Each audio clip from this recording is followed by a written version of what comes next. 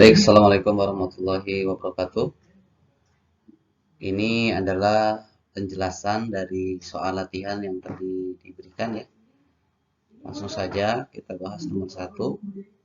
Pada gambar di bawah, manakah benda yang bergerak lebih cepat dan berapakah selisih percepatan keduanya? Nah, berarti kata kunci dari pertanyaan ini adalah benda bergerak lebih cepat. Ini bisa kita lihat dari percepatan masing-masingnya. Misalkan ini adalah benda A, ini adalah benda B, ya. Maka kita harus mengetahui berapa percepatan benda A dan berapa percepatan benda B. Oke, kita lihat nomor satu. Kondisinya dua-duanya lantai licin, berarti kita bisa langsung tentukan bahwa percepatan benda A adalah F per M. Berarti 40/6. Atau kalau kita sederhanakan jadi 20/3 meter per second kuadrat. Yang B juga sama, F per M. F-nya adalah 10, masanya 1, sehingga percepatan benda B itu adalah 10 meter per second kuadrat. Nah, kalau kita lihat, maka benda B, gitu ya, benda B bergerak lebih cepat dibandingkan benda A. Benda B lebih besar daripada benda A. Atau kita katakan B lebih cepat dari A. Berapakah selisihnya? Nah, kalau selisihnya berarti tinggal kita kurangi ya. 10 dikurangi 20/3. Hasilnya adalah kita samarkan penyebutnya. 30 kurangi 20. Hasilnya adalah 10/3 meter per second kuadrat. Ini adalah selisih dari percepatannya. Bisa inilah resultan dari percepatannya 10/3 meter per second kuadrat. Baik, soal nomor 2. Bagaimana kesimpulan yang bisa diambil dari benda tersebut? Nah, kesimpulannya ada dua ya, apakah benda itu bergerak atau tidak. Nah, kita udah belajar bahwa syarat sebuah benda dalam konteks kasus ini, dia dikatakan bergerak jika, di sini kan lantainya kasar ya, pasti ada gaya gesek yang arahnya ke sini. Arah gaya gesek yang arahnya ke sini ya. Nah, sebuah benda dikatakan bergerak jika syarat bergerak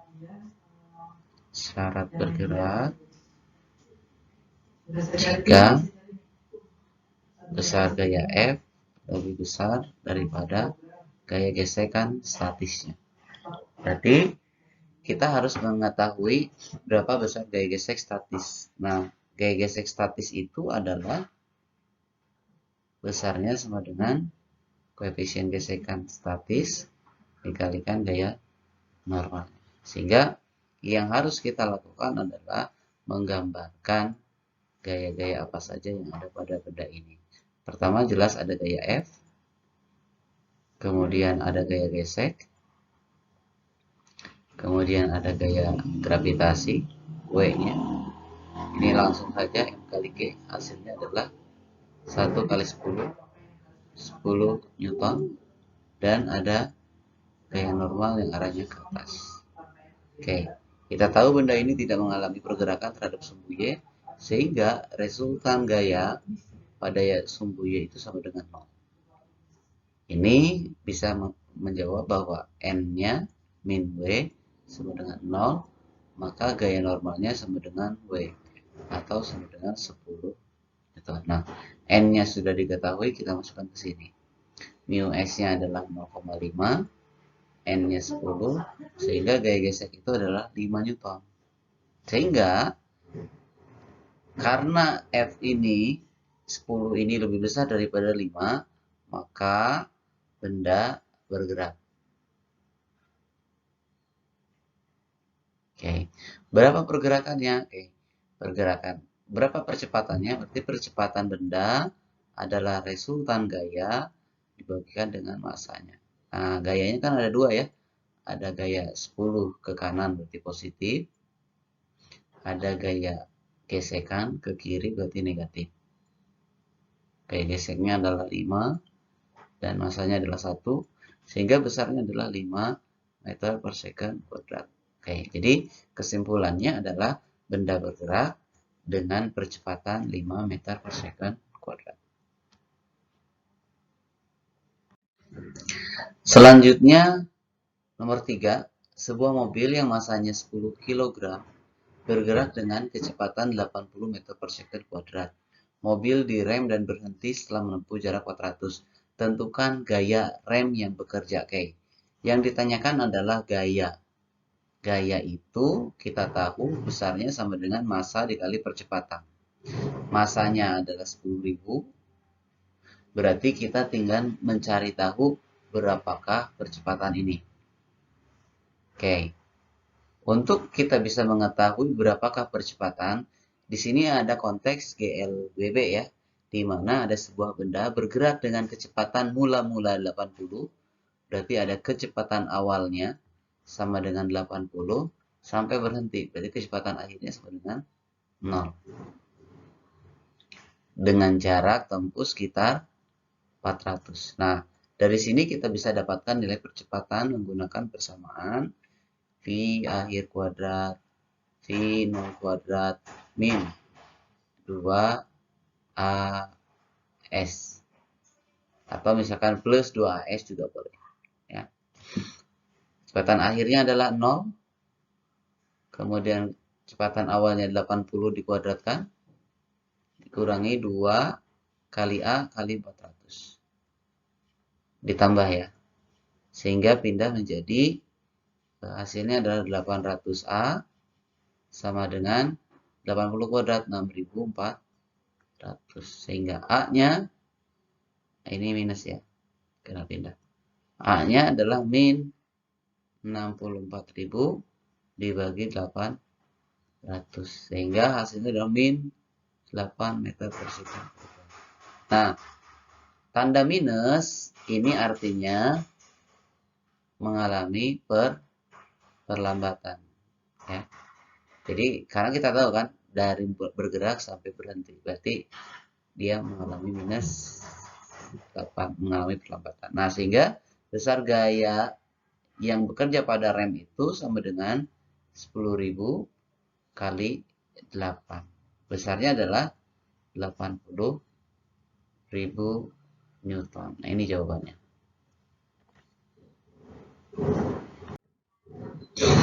Selanjutnya nomor 4. Tentukan dari gambar ini adalah gaya normal, gaya gesek, percepatan benda. Oke, kalau kita gambarkan di sini pada benda ini ya, ada besar gaya F.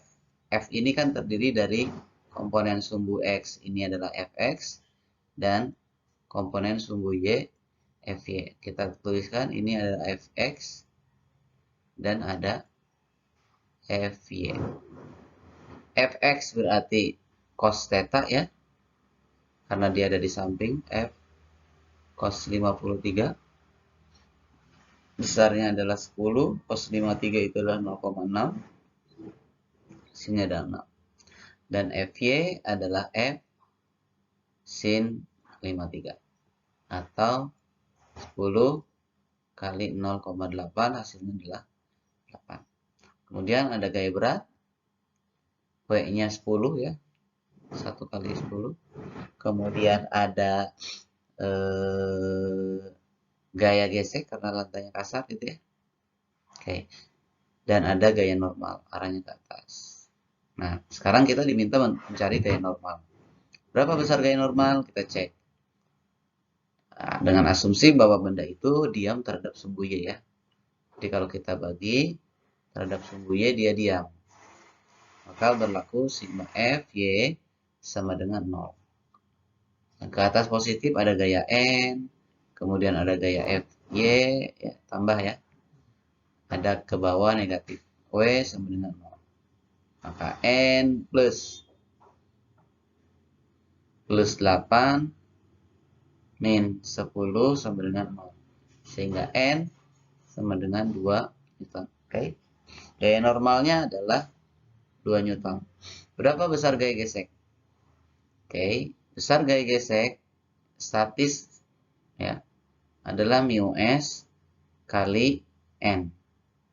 Mu s-nya adalah 0,5 dan n-nya adalah 2. Sehingga besar gaya gesek statisnya adalah 1 Newton. Berapakah percepatan benda? Percepatan itu adalah resultan gaya pada sumbu resultan gaya pada dibagi dengan massa. Nah, sekarang kita tahu bahwa benda ini kecenderungannya adalah bergerak ke sumbu X positif. Sehingga kita lihat gaya-gaya pada sumbu X itu ada Fx dan ada gaya gesek ya. Nah, sehingga bisa kita tuliskan bahwa Fx. Nah, karena besar gaya ke kanan itu adalah 6 dan 6 ini adalah lebih besar dari 1, maka kita katakan bahwa benda itu mengalami pergerakan. Sehingga yang diambil gaya geseknya adalah gaya gesek kinetik per masanya. Berapa besar gaya gesek kinetik? Fx-nya adalah 6. Gaya gesek kinetiknya adalah mu k kali n per masanya adalah 1. Atau 6 dikurangi mu k-nya adalah 0,2, n-nya itu adalah 2, berarti 0,4. 0,4 dibagi 1. Jadi hasilnya adalah 5,6 meter per second kuadrat. Itu percepatan. Itu soal jawaban untuk nomor 4. Selanjutnya, nomor 5, sebuah roda melakukan perputaran dalam waktu 2 detik. Berapakah kecepatan sudut yang dilakukan oleh roda tersebut? Oke. Kita tahu bahwa kecepatan sudut itu menyatakan banyaknya putaran dalam setiap detik. Ini kalau kita tuliskan, kita bisa menyatakan bahwa ada 10 putaran yang terjadi selama 2 second. Nah, ingat, satu putaran itu sama dengan 2 pi rad dibagi 2 second. 2-nya habis, sehingga jawabannya adalah 10 pi radian, ini second ya, per second. Ini jawabannya. Selanjutnya nomor 6. Sebuah roda bergerak melingkar dengan frekuensi 1000 Hz. Kecepatan sudut pada benda tersebut. Oke. Yang ditanyakan adalah kecepatan sudut. Apa hubungan kecepatan sudut dengan frekuensi? Bahwa kecepatan sudut itu sama dengan 2pi kali frekuensinya. Sehingga kecepatan sudutnya sama dengan 2pi kali 1000. Hasilnya adalah 2000 pi, satuannya dalam radian per second. Ini jawabannya. Kecepatan sudutnya. Selanjutnya, perhatikan gambar berikut. Roda A dan B dihubungkan seperti pita apabila jari-jari A, jika RA adalah 3/2 dari RB, ya, bagaimana hubungan kecepatan linear dan kecepatan sudutnya. Oke, ini kasus dua roda yang berbeda poros tapi saling berhubungan. Maka di sini kita bisa tahu bahwa pi A itu sama dengan pi B. Oke, ini adalah hubungan kecepatannya. Kecepatan linear hubungannya adalah pi A sama dengan pi B. Lalu bagaimana dengan kecepatan sudutnya? Ya, sudah kita jabarkan ya, bahwa pi itu adalah omega A kali RA sama dengan omega B kali RB. Sehingga hubungannya adalah bahwa omega A sama dengan RB per RA kalikan omega B. Sehingga hubungannya omega A sama dengan RB-nya tetap, misalkan kita tetap RB, RA-nya kita ganti dengan 3/2 RB omega B. Ini habis, sehingga 1/3/2, sehingga omega A ini nilainya sama dengan 2/3 omega B. Oke, ini hubungan kecepatan sudutnya Dan ini adalah hubungan kecepatan linearnya. Selanjutnya, nomor 8. Sebuah sistem roda pada sebuah mesin terlihat pada gambar terhubung satu sama lain. Roda A berjari-jari 40, RA adalah 40 cm, kemudian RB adalah 25, dan RC adalah 20. Jika roda A berputar dengan kecepatan linear, VA-nya itu adalah 20 meter per second, maka yang ditanyakan adalah berapakah kecepatan linear roda C. IC berarti kan. Nah, sekarang lihat. Apa hubungan antara roda C dengan roda A? Pertama, roda C ini berhubungan seporos dengan roda B. Berarti kita bisa menyimpulkan bahwa kecepatan sudut roda C sama dengan kecepatan sudut roda B. Kemudian, satu sisi roda B berbeda poros namun saling berhubungan. Maka kesimpulannya adalah bahwa VA sama dengan VB. Nah, baru kita bisa tentukan berapakah hubungan antara berapakah kecepatan linear roda C. Nah, sekarang omega C. Omega C itu adalah PC per RC. Sama dengan, ini juga sama ya. Ini sama dengan omega B misalkan, atau PB per RB. Sehingga ini yang kita cari PC. Berarti PC itu adalah RC per RB kali PB. Nah, RC-nya sudah ada. RC-nya adalah 20, RB-nya adalah 25. Tinggal kita mencari PB. Nah, PB ambil dari sini. PA sama dengan PB. Nah, di soal diketahui bahwa PA-nya adalah 20. Berarti ini juga sama dengan 20. Maka ini kalikan 20. Baru kita sederhanakan. Berarti nilai C-nya ini habis ya. Bagi 5 semua. Ini habis. Bagi 5 hasilnya 4. Hasilnya adalah 16 meter per second. Jadi kecepatan roda C sama dengan 16 meter per second. Baik. Nomor 9 adalah sebuah roket ditembakkan dengan kecepatan awal 50 meter per second dan membentuk sudut 53 terhadap tanah. Berapa besar kecepatan roket pada saat benda bergerak 5 detik. Baik. Jadi ada sebuah roket bergerak dengan kecepatan awal 50 meter per second. Kemudian membentuk sudut 53 derajat. Nah, pasti dia bergeraknya itu parabola ya.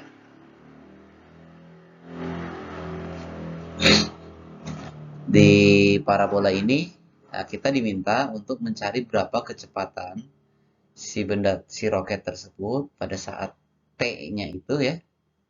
T-nya itu sama dengan 5 second. Oke. Dalam gerak parabola itu termasuk gerak dua dimensi ya. Ada pergerakan terhadap sumbu X dan ada pergerakan terhadap sumbu Y. Pada sumbu X kita tahu bahwa dia berlaku GLB ya. Artinya kecepatannya tetap. Sehingga kita bisa menuliskan V0 pada sumbu X itu nilainya adalah V0 cos 53. Atau 50 kali 0,8 0,6 hasilnya adalah 30 meter per second. Kemudian kecepatan pada sumbu Y V0 kali sin 53. Berarti ini 50 kali 0,8 hasilnya adalah 40 meter per second. Oke. Nah, bagaimana pada kecepatan pada saat T5? Oke, kita lihat. Karena pada sumbu X dia kecepatannya tetap, sehingga kecepatan pada sumbu X di detik kelima itu sama dengan tetap sama 30 meter per second. Nah, cuma nanti yang berbeda itu adalah kecepatannya pada sumbu Y pada saat T sama dengan 5. Nah, kita ingat bahwa VY itu adalah V0Y min GT ya. V0Y-nya adalah 40, G-nya 10, dan T-nya adalah 5. Sehingga hasilnya adalah minus 50 meter per second. Apa maknanya? Maknanya itu kecepatannya, besar kecepatannya tetap 50, cuma dia minus. Minus itu artinya arahnya ke bawah. Jadi kira-kira dia itu sudah naik, cuma dalam keadaan sedang turun. Kira-kira disinilah pada saat T sama dengan 5 second. Nah, di T sama dengan 5 second ini kan ada komponen kecepatan pada sumbu X-nya adalah 30 dan ke bawahnya itu sebesar 50. Berarti vektornya ini nih, resultannya. Ini adalah P saat 5 detik. Berarti kecepatan benda pada saat 5 detik adalah akar dari 30 kuadrat ditambah 50 kuadrat. Atau akar dari 900 ditambah 1500 atau sama dengan akar dari 1400 atau kita sederhanakan jadi 10 akar 14. Nah, inilah kira-kira kecepatan roket pada saat detik kelima. Posisinya sedang turun menuju lantai dengan besar kecepatan 10 akar 14. Selanjutnya yang terakhir adalah seorang pembalap sepeda ingin menyeberangi tebing seperti pada gambar berikut. Berapakah kecepatan minimum agar si orang ini bisa sampai ke seberang? Kayak ini tingginya 1 meter ya. Ini 3, ini 4. Berarti ada selisih sekitar 2 meter. Nah, berapakah kecepatan ini, ya kecepatan mendatar ini, agar si orang tersebut bisa lewat sini. Ini juga masih tentang gerak parabola gitu ya. Artinya, kita bisa mengukur sebetulnya berapa waktu yang dibutuhkan orang ini supaya jatuh ke bawah. Nanti kaitkan dengan jarak yang ditempuhnya ini kan 4. Pertama, berarti kan dia jatuhnya berapa nih? Ini anggap sebagai posisi mula-mula, kemudian dia berubah ke bawah ya, turun ke bawah sebesar 2 meter. Sehingga berlaku pada Y, karena dia pergerakannya pada sumbu Y ya, V0Y min, V0Y kali T min setengah GT kuadrat. Y-nya adalah min 2 karena arahnya ke bawah. V0Y-nya adalah 0 gitu ya. Karena dia tidak ada kecepatan arahnya ke bawah karena kecepatannya hanya mendatar terhadap sumbu X itu ya. Dikurangi setengah kali 10 kali T kuadrat. Sehingga ini habis minusnya. Kemudian ini jadi 5T kuadrat sama dengan 2. Sehingga T kuadrat sama dengan 2 per 5 atau T-nya adalah akar 2 per 5. Nah, ini adalah T-nya. Nah, sedangkan artinya T ini adalah waktu selama dia di udara sampai kemudian mencapai batas yang lantai ini. Nah, waktu ini yang kita gunakan untuk menentukan kecepatan si sepeda tersebut supaya dia bisa menempuh jarak sebesar 4. Nah, karena dia jarak ini pada sumbu X gitu ya, maka X itu sama dengan V kali T. X-nya adalah 4, V yang mau kita cari, dan T-nya adalah akar 2 per 5. Sehingga nilai kecepatannya itu adalah 4 per akar 2 per 5. Atau kalau kita sederhanakan, kuadratkan semua jadi 16, ini jadi 2, ini 5. Hasilnya adalah 16 kali 5 per 2. Atau habis jadi 8 ya. Hasilnya adalah 40 meter per second kecepatan minimal ya supaya si seorang sepeda ini, pengendara sepeda ini bisa menyeberangi seberang tanpa jatuh ke jurang. Baik, itu anak-anak penjelasan dari latihan soal, di mana nanti soal PAT itu kira-kira mirip-mirip lah dengan soal yang diberikan eh, ini gitu ya, kisi-kisinya. Silakan kalian pelajari, mudah-mudahan kalian bisa menyelesaikan PAT fisika dengan lancar dan mendapatkan nilai yang diharapkan. Terima kasih atas perhatiannya. Assalamualaikum warahmatullahi wabarakatuh.